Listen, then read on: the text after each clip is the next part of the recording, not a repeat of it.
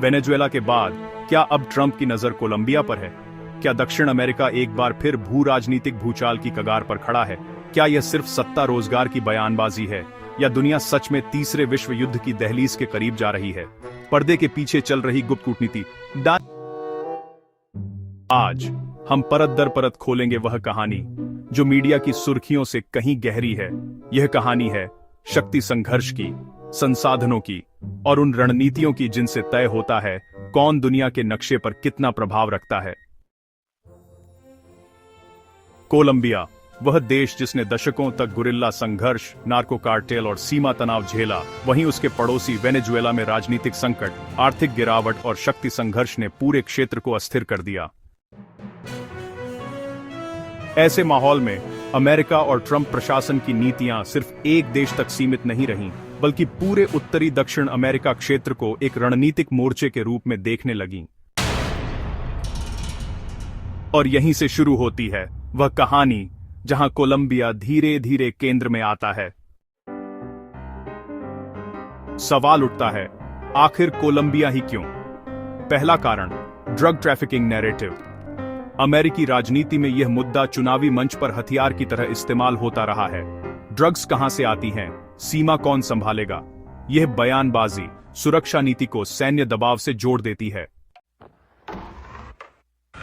दूसरा कारण, वेनेजुएला को घेरने की रणनीति। कोलंबिया, सीमांत देश, सैन्य सहयोग का इतिहास और क्षेत्रीय उपस्थिति का मंच। ऐसे में यह देश बन सकता है जियोपॉलिटिकल प्रेशर जोन। तीसरा कारण, ऊर्जा, संसाधन और प्रभाव राजनीति। यह संघर्ष सिर्फ सुरक्षा का नहीं, बल्कि आर्थिक प्रभाव और वैश्विक शक्ति संतुलन का भी है। लेकिन असली सवाल वही, क्या ट्रंप सच में कोलंबिया पर हमला करना चाहते हैं? तथ्य बताते हैं, अब तक कोई स्पष्ट सैन्य आदेश नहीं, कोई औपचारिक युद्ध घोषणा नहीं, लेकिन सैन्य अभ्यास, संयुक्त प्रशिक्षण, सीमा ऑपरेशंस और राजनीतिक दबाव, इन सब के संकेत एक बड़े शक्ति प्रदर्शन तंत्र की ओर इशारा करते हैं। कई बार इतिहास गवाह है, युद्ध गोलियों से पहले बयानों में शुरू होते हैं।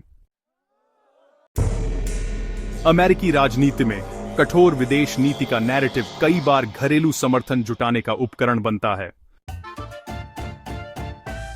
कड़के शब्द, सख्त बयान और सुरक्षा केंद्रित प्रचार, कई बार यह सब युद्ध रणनीति नहीं, बल्कि चुनाव रणनीति भी होता है।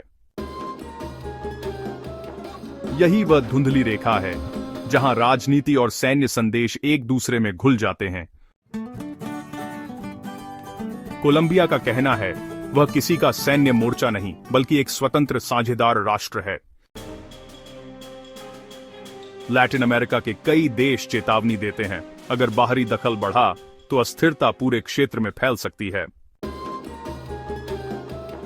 यह सिर्फ कोलंबिया या वेनेजुएला का संकट नहीं, यह पूरे क्षेत्रीय संतुलन की परीक्षा है। तो क्या वेनेजुएला के बाद अब ट्रंप की अगली रणनीतिक चाल कोलंबिया है? क्या यह सैन्य हस्तक्षेप का संकेत है या एक भू राजनीतिक दबाव खेल? सच यही है, संघर्ष हमेशा गोलियों से नहीं शुरू होता।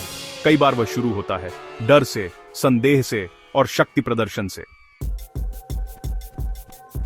और आज दुनिया फिर उसी मोड़ पर खड़ी है जहां सवाल गूंज रहा है, क्या हम फिर से किसी बड़े वैश्विक टकराव की ओर बढ़ रहे हैं?